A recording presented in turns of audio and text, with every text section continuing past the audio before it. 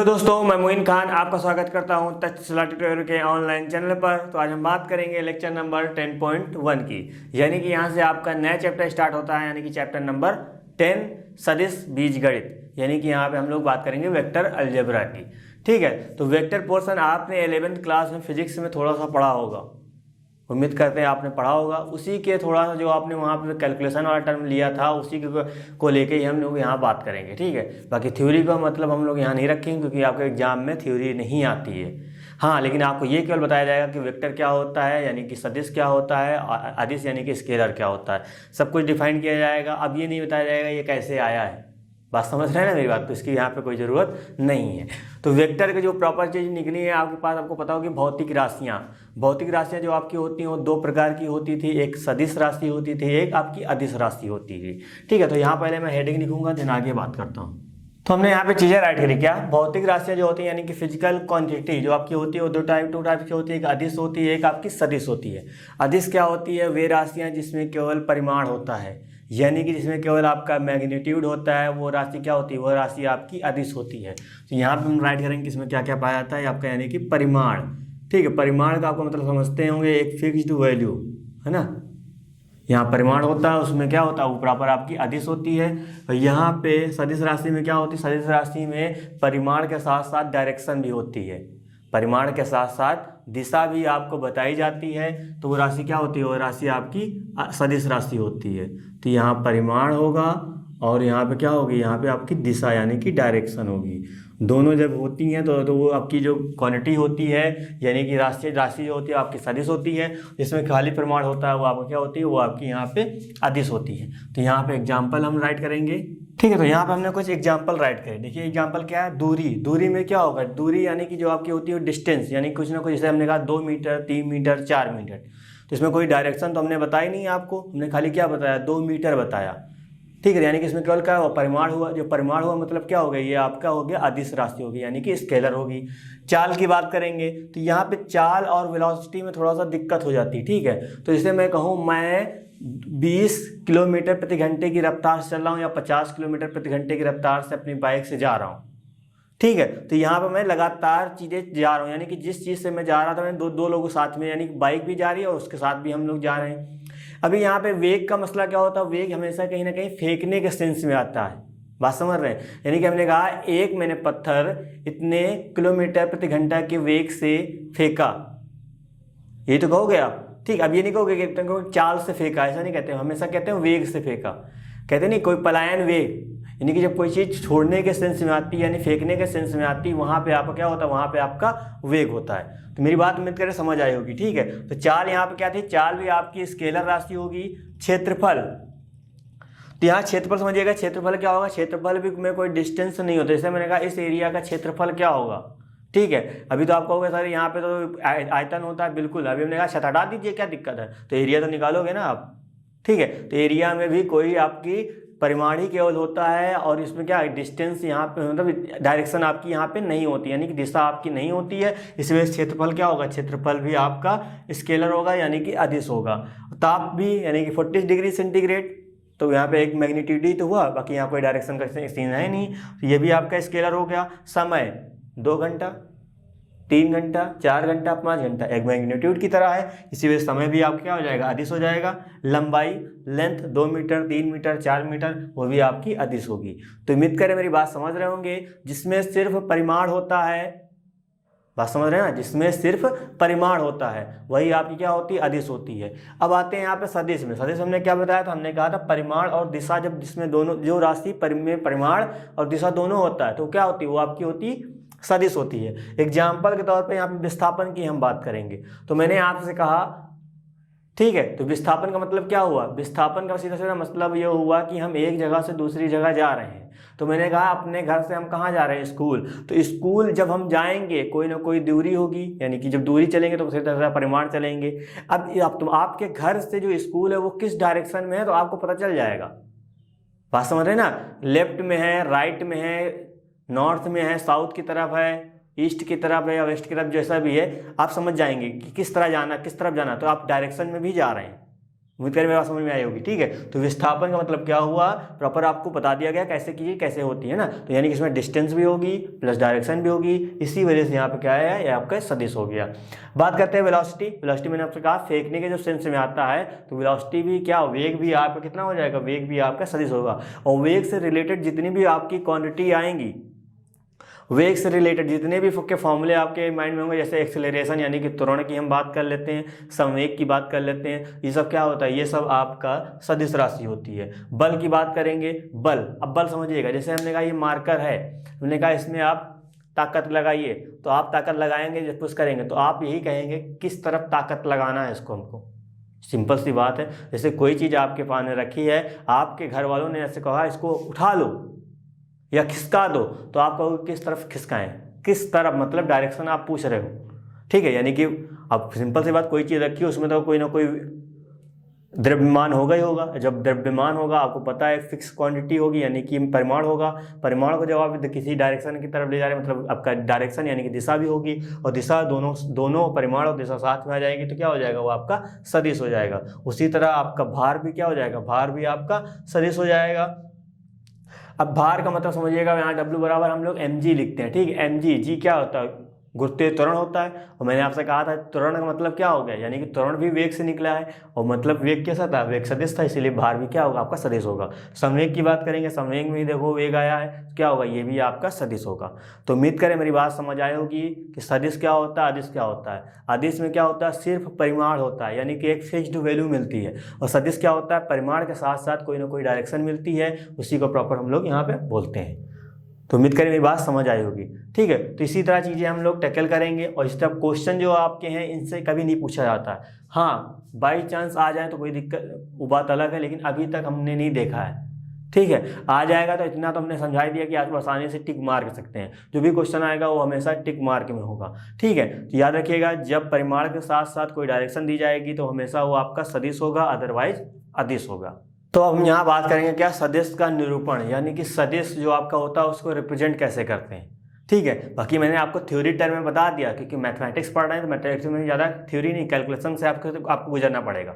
ठीक है, तो उसके लिए तो हमको प्रॉपर दिखना चाहिए वेक्टर कैसे दिखता है। तो यही हम बात करेंगे यहाँ पे। प्रॉपर हम लोग दिखने में कुछ भी तरह लिख सकते हो, A B C, इस तरह कुछ भी आ सकता है। ठीक है, तो अपना है, लेकिन हम नॉर्मली जो यूज करते हैं वो लेते हैं किससे, R लेते हैं। तो वेक्टर R हमने लिया, यहाँ पे हमने यूज किया XI प्लस का YJ प्लस का ZK। ठीक है, तो आपका ये वेक्टर होगा क्या, रिप्रेजेंटेशन हो गया। सिंपल सी बात है, वेक्टर क्या होगा, 3D में ही होगा। IJK आपकी यहाँ पे दिशाएं हैं, और ये आपके क्या मैग्नीट्यूड हो जाएंगे। बात समझ आई होगी उम्मीद करते हैं। ठीक है, ये वेक्टर हो गया। अभी हमने कहा इस वेक्टर को जैसे हम थोड़ा सा देखना चाहें किस तरह दिखता है ना, तो प्रॉपर वेक्टर को जो हम लोग लिखते हैं उसके ऊपर एक लाइन लिखी होती है। देखो यहाँ पे लाइन बनी हुई। ठीक है, ये जो लाइन के जो बिंदु होता है, इस बिंदु को हम लोग क्या बोलते हैं, प्रारंभिक बिंदु बोलते हैं। बस ये आपको समझने के लिए है। ठीक है, नोट करना हो कर लीजिए, नहीं कोई दिक्कत की बात नहीं है, क्योंकि ये पेपर में नहीं आने वाला, बस आपको पता होना चाहिए, बस मेरा मतलब ये है। तो ये क्या होगा, ये आपका हो जाएगा प्रारंभिक बिंदु हो जाएगा, और ये क्या होगा आपका ये होगा अंतिम बिंदु। तो जैसे हम इसको रिप्रेजेंट करें, यहाँ हम A से चले कहाँ तक, B तक, A से B बिंदु तक गए, तो इसको जो हम लोग लिखेंगे कहाँ जाएंगे, A से कहाँ गए, B की तरफ जाए, और यहाँ से यहाँ तक गए। तो ये आपका वेक्टर क्या हो गया, इस वेक्टर का मतलब हो गया वेक्टर AB। मतलब A से चले थे, प्रारंभिक चले थे और अंतिम पे पहुँच गए, वेक्टर AB हो गया। उम्मीद करें मेरी बात समझ आई होगी। ठीक है, तो इसी तरह आप इसको समझिएगा कैसे राइट करते हैं, कैसे चीज़ें राइट करते हैं। जैसे हमने कहा कोई बिंदु यहाँ, कोई बिंदु यहाँ, तो आपको पता है 2 बिंदु पता चल जाएगा, तो उसी के बीच का आपको वेक्टर निकालना, तो आसानी से आप निकाल सकते हैं। कैसे, वेक्टर AB जो आप निकालेंगे वो कैसे निकलेगा, वेक्टर B माइनस का वेक्टर A। ठीक है, OA मतलब यहाँ पे हम बात कर रहे हैं स्थिति सदिश की हम बात कर रहे हैं, यानी कि मूल बिंदु से ही दूरी ली जाती है। तो उम्मीद करें मेरी बात समझ आई होगी। जैसे हमने कहा वेक्टर आपको यहाँ पे ये कोई बिंदु दिया जाएगा। ठीक है, 3 डायरेक्शन, कभी कभी 2 में दिया जाता है, कभी 3 में। 3 में होगा तो क्या आएगा, XYZ हो जाएगा, और यहाँ भी XYZ आ जाएगा। तो उसको हम लोग वेक्टर में लिखेंगे तो उसको क्या लिखेंगे, उसको जब ये अभी जो हम लिखते हैं यहाँ पे बिंदु की बात करते हैं, वो हमेशा आपका अदिश में लिखा जाता है। लेकिन जैसे ही हम लोग OA लगा देंगे तो आपका सदिश में हो जाएगा। सदिश में कब होगा, जब कोई बिंदु है उसके साथ IJK लगा देते हैं, वो आपका वेक्टर, यानी कि कोई मैग्नीट्यूड को हम जब डायरेक्शन दे देते हैं वो आपका वेक्टर फॉर्म हो जाता है। ठीक है, उसी अकॉर्डिंग यहाँ पे लिखते हैं। बस इतनी मोटी मोटी ये बात याद रखिएगा कि हाँ ये बिंदु आपका प्रारंभिक होता है, ये आपका अंतिम बिंदु होता है। बस वेक्टर ए बी जब कभी हमको निकालना पड़ेगा तो यहाँ बाद वाले से पहले वाले को हम लोग माइनस कर देंगे तो हमको प्रॉपर मिल जाएगा। ठीक है, अभी वैल्यू आपको निकालना सिखाएंगे, वहाँ पे आप समझ में आ जाएगा। तो इतनी बात उम्मीद करना समझ आया होगा। तो ये वेक्टर आपका नॉर्मल है। तो याद रखिएगा जो नॉर्मल वेक्टर के सामने जो आई जे के जो गुणांक होते हैं वो उनको क्या करते हैं, उनको हमेशा हम लोग दिक् अनुपात बोलते हैं। मेरी बात ये ध्यान से सुनिएगा क्या, कि जो नॉर्मल जो वेक्टर आपके सामने लिखा होगा आई जे के जो गुणांक होंगे, आई जे के होगा तो चलो ठीक है, नहीं होगा कोई बात नहीं, एक कोई भी कभी गायब हो जाता है। ठीक है, बाई चांस से आई जे आया के गायब हो गया तो कोई दिक्कत की बात नहीं। याद रखिएगा आई जे के जो गुणांक होते हैं, गुणांक मतलब उनके जो सामने लिखा होता है, आगे लिखा होता है वही तो होता है, तो वो क्या होता है, वो आपके होते हैं दिक् अनुपात। यानी कहने का मतलब ये है कि जो x, y, z ये जो आपके हैं यहाँ पे लिखे हुए हैं, इनको क्या बोलते हैं, इनको हम लोग बोलते हैं दिक् अनुपात बोलते हैं। ये तो बात समझ आ गई होगी। अभी जैसे हमने इस वेक्टर का क्या निकालना है, इस वेक्टर का हमको निकालना है मापांक, मापांक यानी कि मैग्नीट्यूड निकालना। तो कैसे निकालेंगे, अंडर रूट, यहाँ क्या करते थे आई के गुणांक का स्क्वायर, तो आई का गुणांक यहाँ कितना है x है, तो यहाँ कितना आ जाएगा x स्क्वायर हो जाएगा। जे के गुणांक का स्क्वायर तो यहाँ कितना y है, तो y स्क्वायर हो जाएगा।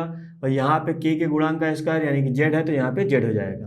तो ये क्या निकलता है, ये किसी वेक्टर का मापांक निकालते हैं, यानी कि मैग्नीट्यूड निकालते हैं, यानी कि परिमाण निकालते हैं। मेरी बात समझ रहे होंगे आप। ठीक है, तो ये प्रॉपर हम लोग इसी तरह इसको निकालते हैं। अब हम बात करेंगे क्या, सदिशों के प्रकार। सदिश के प्रकार मेनली कई टाइप के देखे गए हैं, लेकिन प्रॉपर जो यहाँ पे यूजेज में है, जो आपके बोर्ड एग्जाम में आते हैं, उन्हीं की हम लोग अच्छे से बात करेंगे।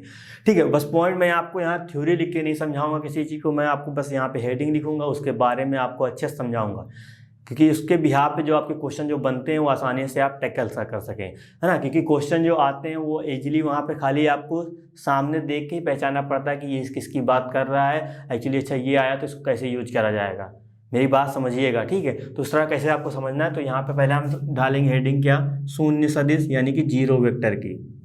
ठीक है, बाकी थ्योरी तो आपकी बुक में लिखी हुई है तो आप वहाँ से भी देख सकते हैं, लेकिन कोई मतलब नहीं उसका, क्योंकि उसकी डेफिनेशन आपकी नहीं पूछी जाएगी। यहाँ पे बताया गया जीरो वेक्टर। तो जीरो वेक्टर क्या होता है, याद रखिएगा।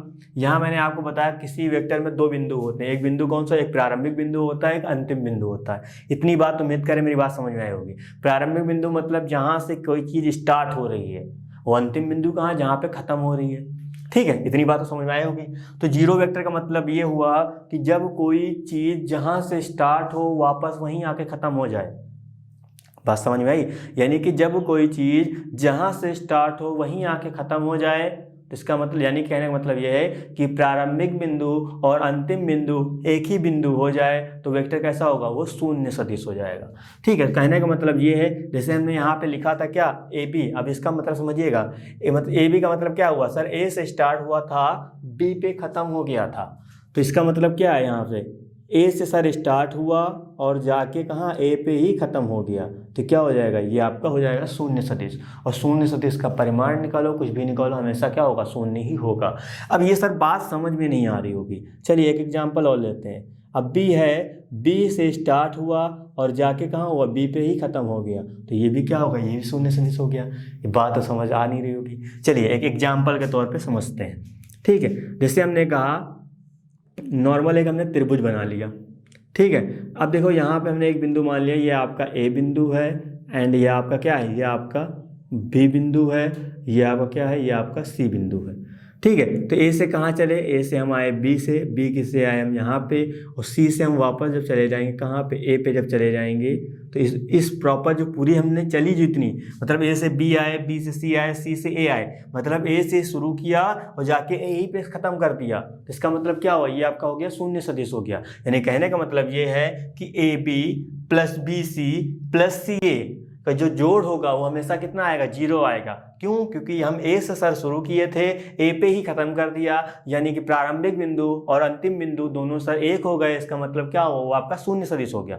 वैल्यू कुछ भी आए लेकिन वो हमेशा जीरो के बराबर ही रहेगा, ये बात समझिएगा।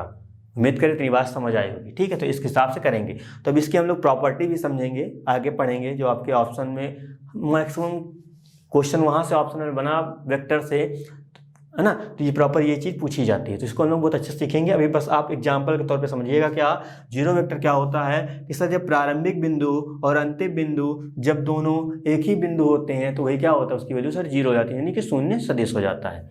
अब हम बात करते हैं दूसरे वेक्टर की, मात्रक सदिश। सदिश को हम लोग बोलते हैं क्या, इकाई भी, ठीक है। और इसको हम लोग बहुत नॉर्मली नाम लिखते हैं, यूनिट वेक्टर भी लिखते हैं। तो आप समझिएगा यहाँ पे मात्रक सदिश है क्या, इकाई सदिश होता है क्या।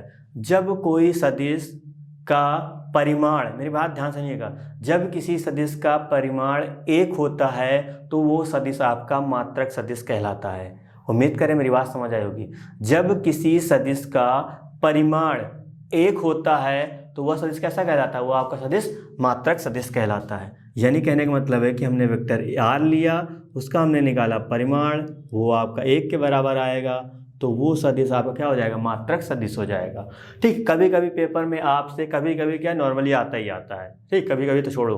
पेपर में क्या पूछता है, पेपर में आपके ये पूछता है कि भैया एक सदिश है, उसका हमको मात्रक सदिश बताइए।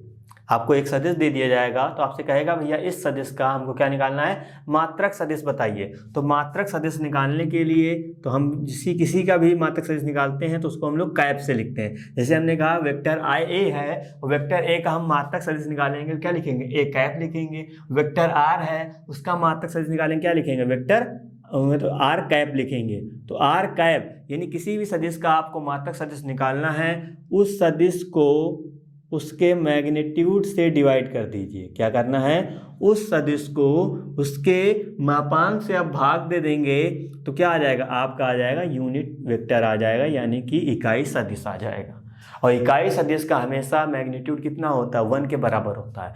आपसे क्वेश्चन में कहा जाएगा कि वेक्टर ए क्या है, इकाई सदिश है, तो आपके दिमाग में तुरंत आना चाहिए कि मतलब वेक्टर ए का जो मैग्नीट्यूड होगा, यानी कि जो मापांक होगा, यानी कि जो परिमाण होगा, वो किसके बराबर होगा, वो सर 1 के बराबर होगा। तो उम्मीद करें मेरी बात ये समझ रहे होंगे, ठीक है। तो ये जो चीज़ मैं आपको बता रहा हूँ ये डायरेक्ट क्वेश्चन में यूज होगा, तो बाद में ये ना कहना कि सर आपने बताया नहीं था। बात समझ रहे हैं ना, तो इसी तरह आपको समझना है। चलिए अब हम बात करते हैं थर्ड पॉइंट की। थर्ड पॉइंट है आपका सह आदिम सदिश, यानी कहने का मतलब है, इसकी हिंदी बहुत टिपिकल है, अभी इंग्लिश सुनेंगे तो समझ में आ जाएगा क्या, को इनिशियल वेक्टर। बात करते हैं को इनिशियल वेक्टर होता क्या है। जब दो वेक्टर एक ही बिंदु से निकलते हैं तो उनमें क्या होते हैं, 2 या 2 से ज़्यादा वेक्टर का जब निकलने वाला पॉइंट एक ही होता है तो क्या होता है, आपका कोइनिशियल पॉइंट होता है, यानी कोइनिशियल वेक्टर होता है। कहने का मतलब ये है कि एक बिंदु ये है, यानी कि आपका प्रारंभिक बिंदु हुआ। कहने का मतलब मेरा ये है ना, कि मतलब 2 वेक्टर का जो प्रारंभिक बिंदु होता है वो सेम हो तो आपका क्या हो जाएगा, वो आपका हो जाएगा सह आदिम सदिश हो जाएगा या कोइनिशियल वेक्टर हो जाएगा।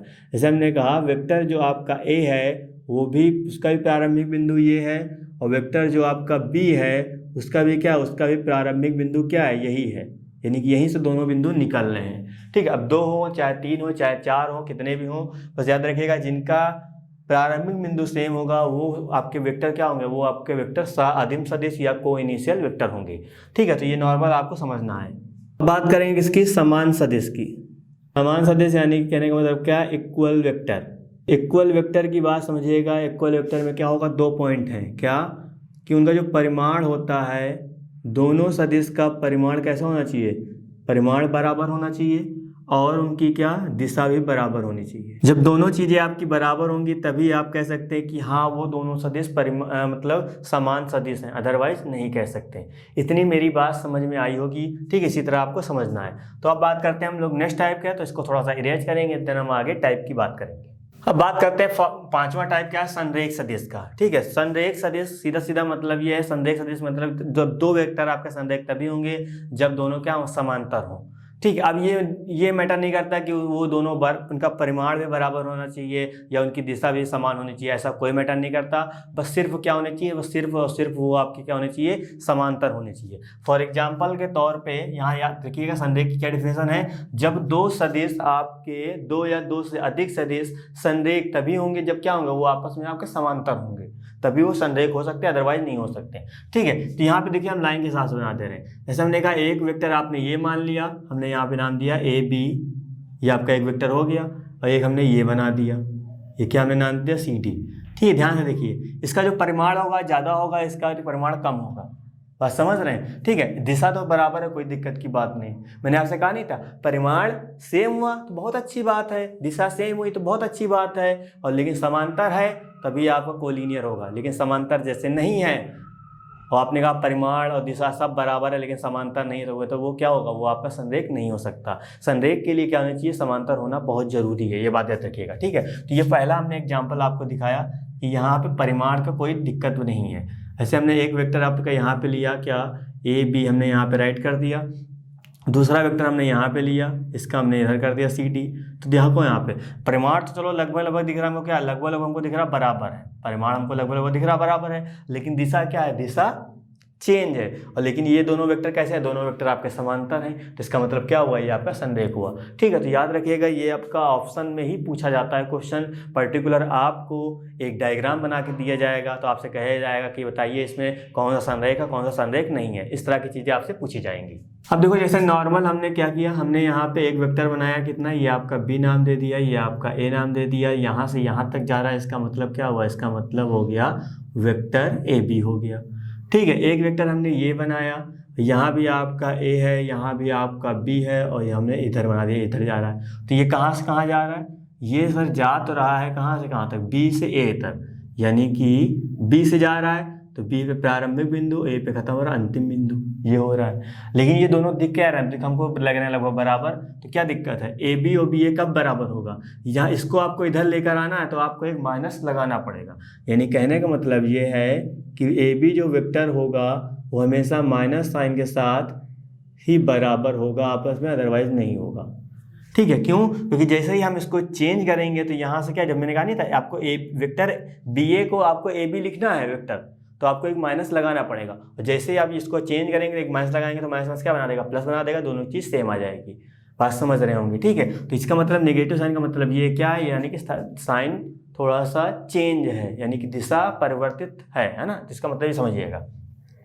तो नॉर्मल समझ में आ गया हो कैसे कैसे करना है। जैसे हमने कहा अभी इसको भी ऐसे इस तरह लिखना है, बी और ए को इधर लिखना है तो यहाँ भी माइनस लगाना पड़ेगा। ठीक है, नॉर्मल एक और बार आओ समझ लीजिए, जैसे आपका लिखा हुआ ए सी है, लिखा हुआ है ए सी को हमने कहा सी ए लिखो, तो आप सी ए तभी तो इसी तरह लिख पाओगे, जब यहाँ माइनस को निकालोगे तभी आप इसको लिख सकते हो, अदरवाइज नहीं लिख सकते हो। यानी कि दो बिंदु आपको आपस में चेंज करना है वेक्टर में, तो आपको एक माइनस लगाना पड़ेगा। ठीक है, ये तो कॉमन बात होगी, कहीं बुक में नहीं लिखा हो जो मैं बोल रहा हूँ, ये जब आप क्वेश्चन लगाएंगे तो आपको एक आइडिया मैं दे रहा हूँ कि हाँ आपको इस तरह सोचना है।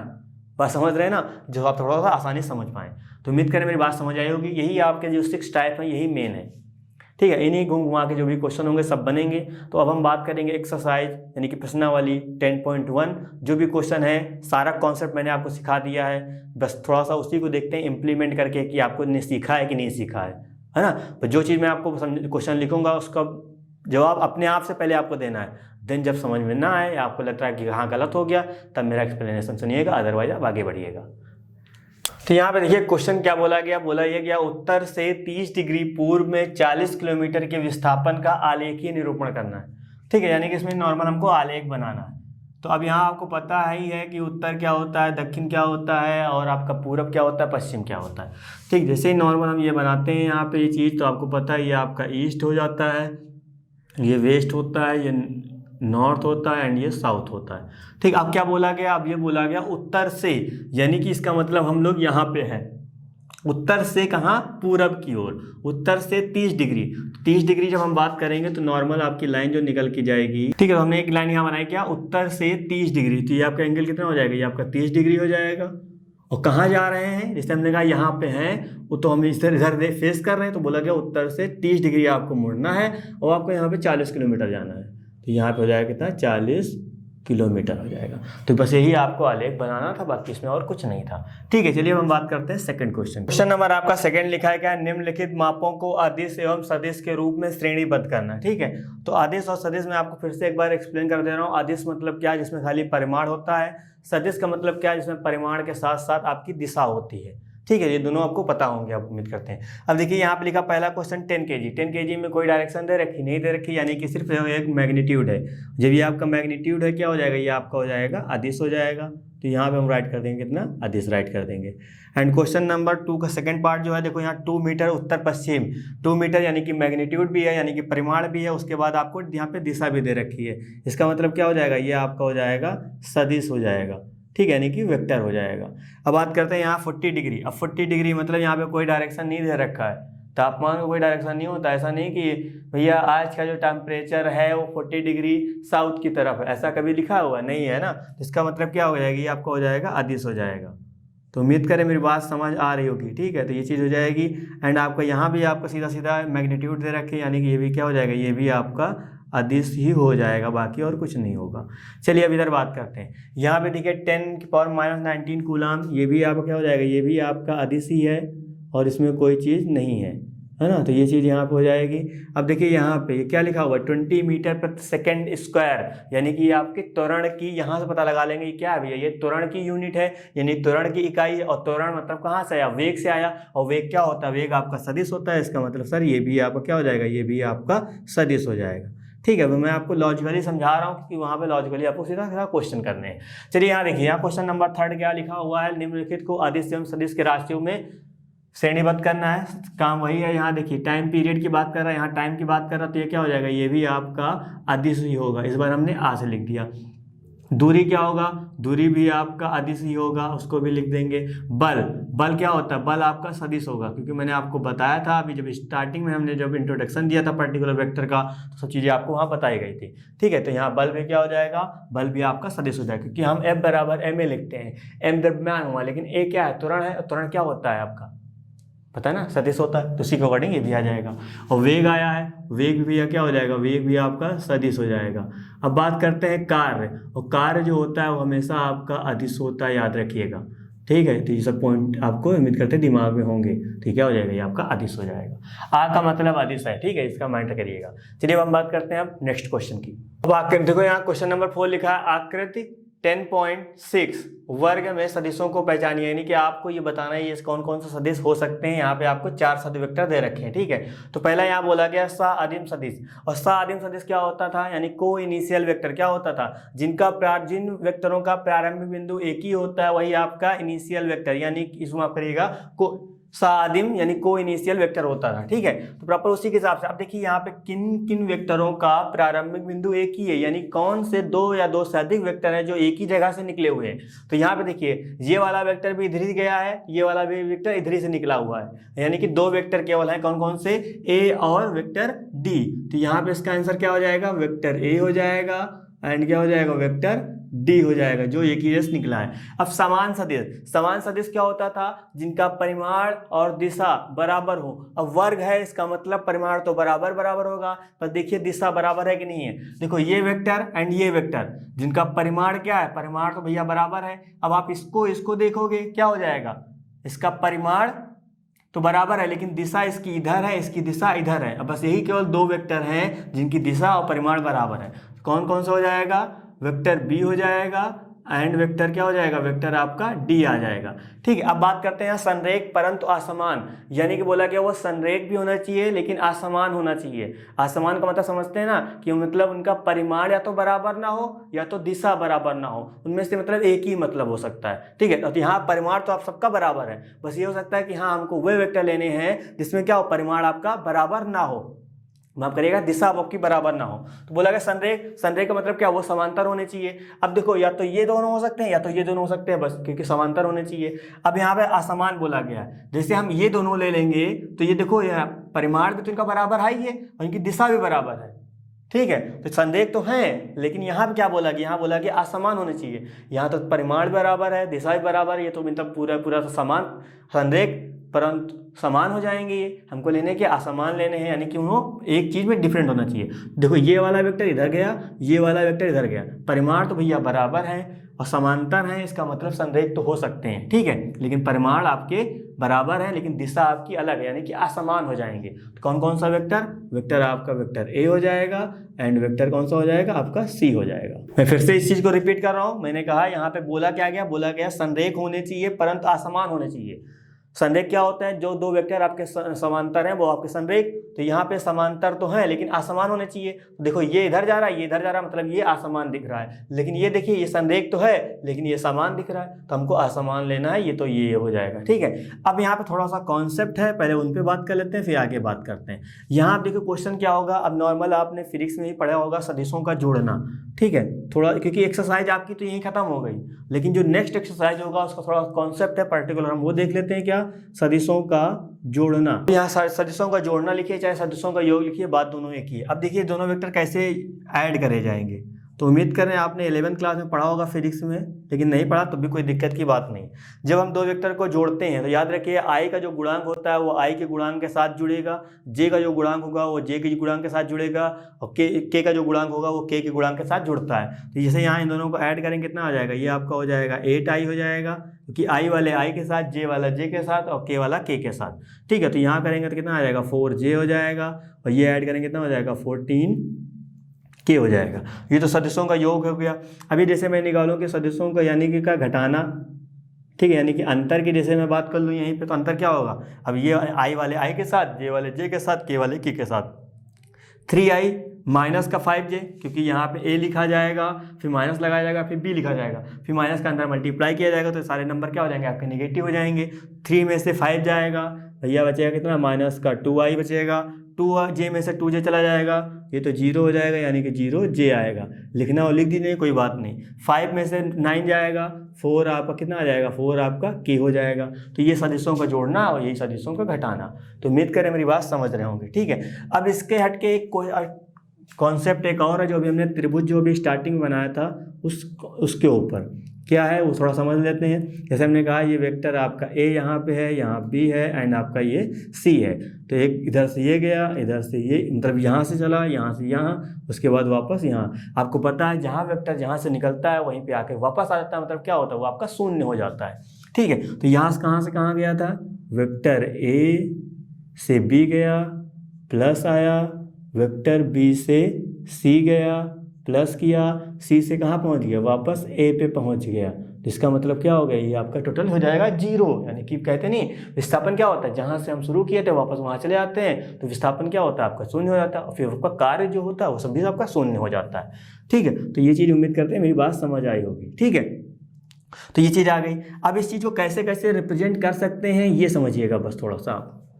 ठीक है, जैसे हमने यहाँ पे लिखा AB प्लस का BC, यहाँ पे इसको जैसे मैं चेंज करूँ क्या आएगा, जैसे ए को इधर लाऊंगा सी को उधर भेजूंगा तो हमको माइनस करना पड़ेगा, तो हमने माइनस प्लस माइनस कर दिया। अब इसको हम लोग इस तरह राइट कर सकते हैं, यह आपका आ जाएगा 0।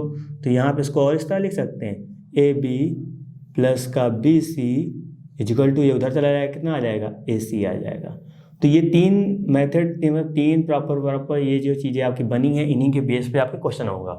ठीक है, प्रॉपर आपको इस तरह का एक त्रिभुज दिया जाएगा, बोला जाएगा इसमें कौन सी कंडीशन सेटिस्फाइड कर रही है। तो बस आपको ये मेन लेके चलना है, इसी में देखिएगा सारी चीज़ें इसमें होल्ड कर रही होंगी इसके अकॉर्डिंग, मतलब सब करेक्ट है। वो यहाँ पर चेंजेस कर सकते हैं, वो कहीं भी अब जैसे यहाँ पर माइनस कॉमन ले लेते, यहाँ कर लेते तो ये CB हो जाता, बस माइनस का CB हो जाता, यहाँ करते तो माइनस का BA हो जाता। ठीक है, आप कहीं भी कुछ भी कर सकते हैं, लेकिन बस ये मेन चीज़ ये सब होती है, तो ये आपको मिलकर समझ आया होगा। ठीक है, यही ट्रायंगल का रूल था, बस बाकी कुछ नहीं है ना। और ये सब नॉर्मल आप समझ चुके होंगे, कौन कौन से वेक्टर कैसे कैसे होते हैं, सारी चीज़ें बिल्कुल समझ चुके होंगे। तो एक्सरसाइज 10.1 आपकी क्लोज होती है, और ये सब कॉन्सेप्ट अपने दिमाग में रखिएगा। ठीक है, जितना कॉन्सेप्ट होगा सब मैं आपको बता दूंगा, बस पर्टिकुलर अपने माइंड में रखिएगा। चीज़ें बहुत आसान है, क्वेश्चन जो है बहुत आसान है, बस आपको स्टार्टिंग से थोड़ा सा मेहनत करनी पड़ेगी। उम्मीद करें मेरी बात समझ आई होगी। तो इस वीडियो संबंधित नोट्स प्राप्त करने के लिए डिस्क्रिप्शन में दिए गए लिंक पर क्लिक करें। तो दोस्तों आज के लिए बस इतना ही, मिलते हैं नेक्स्ट क्लास में। धन्यवाद।